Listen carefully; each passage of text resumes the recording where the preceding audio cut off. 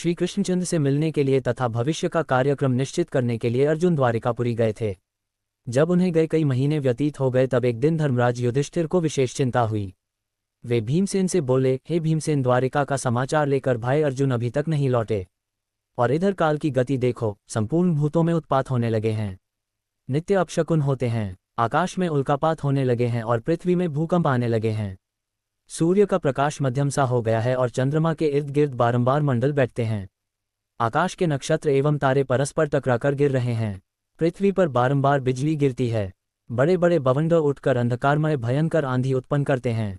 सियारिन सूर्योदय के सम्मुख मुंह करके चिल्ला रही हैं। कुत्ते बिलाव बारंबार रोते हैं। गधे, उल्लू, कौवे और कबूतर रात को कठोर शब्द करते हैं। गौएं निरंतर आंसू बहाती हैं। घृत में अग्नि प्रज्वलित करने की शक्ति नहीं रह गई है। सर्वत्र श्रीहीनता प्रतीत होती है। इन सब बातों को देखकर मेरा हृदय धड़क रहा है। न जाने ये अपशकुन किस विपत्ति की सूचना दे रहे हैं। क्या भगवान श्री कृष्णचंद्र इस लोक को छोड़कर चले गए या अन्य कोई दुखदायी घटना होने वाली है। उसी क्षण आतुर अवस्था में अर्जुन द्वारिका से वापस आए। उनके नेत्रों से अश्रु बह रहे थे, शरीर कांतिहीन था और गर्दन झुकी हुई थी। वे आते ही धर्मराज युधिष्ठिर के चरणों में गिर पड़े। तब युधिष्ठिर ने घबराकर पूछा, हे अर्जुन, द्वारिकापुरी में हमारे संबंधी और बंधु बांधव यादव लोग तो प्रसन्न हैं न? हमारे नाना शूरसेन तथा छोटे मामा वसुदेव तो कुशल से हैं न? हमारी मामी देवकी अपनी 7 बहनों तथा पुत्र पौत्रादि सहित प्रसन्न तो हैं न? राजा उग्रसेन और उनके छोटे भाई देवक तो कुशल से हैं न? प्रद्युम्न, अनिरुद्ध, सांब, ऋषभ आदि तो प्रसन्न हैं न? हमारे स्वामी भगवान श्री कृष्णचंद्र, उद्धव आदि अपने सेवकों सहित कुशल से तो हैं न? वे अपनी सुधर्मा सभा में नित्य आते हैं न? सत्यभामा, रुक्मिणी, जामवंती आदि उनकी 16,108 पटरानियां तो नित्य ठन की सेवा में लीन रहती हैं न? हे भाई अर्जुन, तुम्हारी कांति क्षीण क्यों हो रही है और तुम श्रीहीन क्यों हो रहे हो? धर्मराज युधिष्ठिर के प्रश्नों के बौछार से अर्जुन और भी व्याकुल एवं शोकाकुल हो गए। उनका रंग फीका पड़ गया, नेत्रों से अविरल अश्रुधारा बहने लगी, हिचकियां बंध गईं। रूधे कंठ से उन्होंने कहा, हे भ्राता, हमारे प्रियतम भगवान श्री कृष्णचंद्र ने हमें ठग लिया। वे हमें त्याग कर इस लोक से चले गए। जिनकी कृपा से मेरे परम पराक्रम के सामने देवता भी सिर नहीं उठाते थे, मेरे उस परम पराक्रम को भी वे अपने साथ ले गए। प्राणहीन मुर्दे जैसी गति हो गई मेरी। मैं द्वारिका से भगवान श्री कृष्णचंद्र की पत्नियों को हस्तिनापुर ला रहा था, किंतु मार्ग में थोड़े से भीलों ने मुझे एक निर्बल की भांति परास्त कर दिया। मैं उन अबलाओं की रक्षा नहीं कर सका। मेरी वही भुजाएं हैं, वही रथ है, वही घोड़े हैं, वही गांडीव धनुष है और वही बाण है जिनसे मैंने बड़े बड़े महारथियों के सिर बात की बात में उड़ा दिए थे। जिस अर्जुन ने कभी अपने जीवन में शत्रुओं से मुंह की नहीं खाई थी, वही अर्जुन आज कायरों की भांति भीलों से पराजित हो गया। उनकी संपूर्ण पत्नियों तथा धन आदि को भील लोग लूट ले गए और मैं निहत्थे की भांति खड़ा देखता रह गया। उन भगवान श्री कृष्णचंद्र के बिना मेरी संपूर्ण शक्ति क्षीण हो गई है। आपने जो द्वारिका में जिन यादवों की कुशल पूछी है, वे समस्त यादव ब्राह्मणों के श्राप से दुर्बुद्धि अवस्था को प्राप्त हो गए थे और वे अति मदिरा पान करके परस्पर एक दूसरे को मारते मारते मृत्यु को प्राप्त हो गए। ये सब उन्हीं भगवान श्री कृष्णचंद्र की लीला है।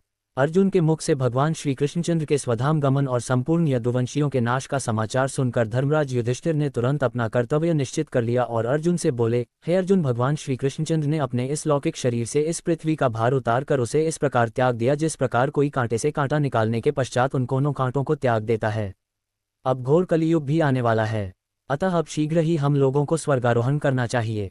जब माता कुंती ने भगवान श्री कृष्णचंद्र के स्वधाम गमन का समाचार सुना तो उन्होंने भगवान श्री कृष्णचंद्र में अपना ध्यान लगाकर शरीर त्याग दिया। धर्मराज युधिष्ठिर ने अपने महापराक्रमी पौत्र परीक्षित को संपूर्ण जम्बूद्वीप का राज्य देकर हस्तिनापुर में उसका राज्याभिषेक किया और शूरसेन देश का राजा बनाकर मथुरापुरी में अनिरुद्ध के पुत्र वज्र का राजतिलक किया।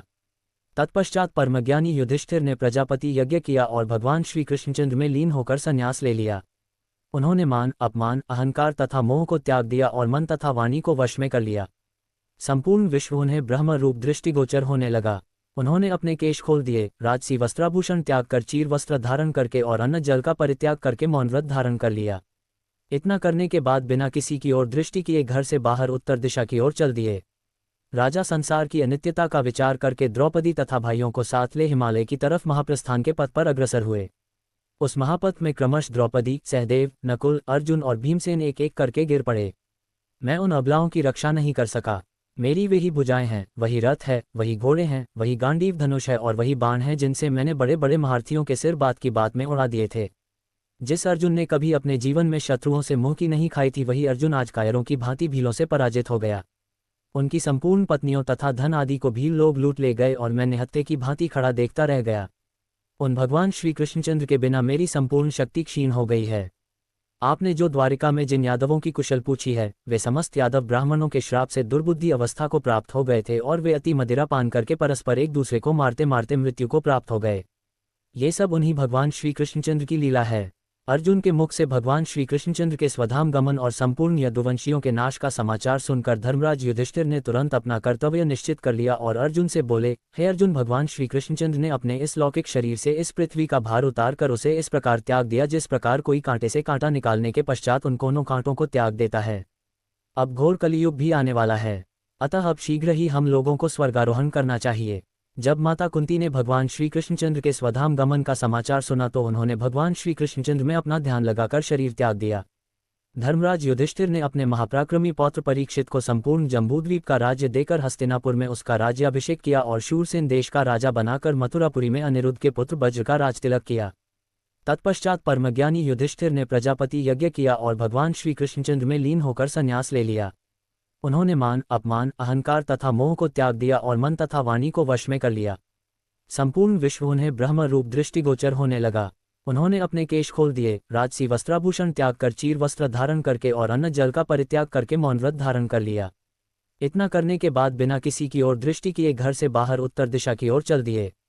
राजा संसार की अनित्यता का विचार करके द्रौपदी तथा भाइयों को साथ ले हिमालय की तरफ महाप्रस्थान के पथ पर अग्रसर हुए। उस महापथ में क्रमश द्रौपदी, सहदेव, नकुल, अर्जुन और भीमसेन एक एक करके गिर पड़े।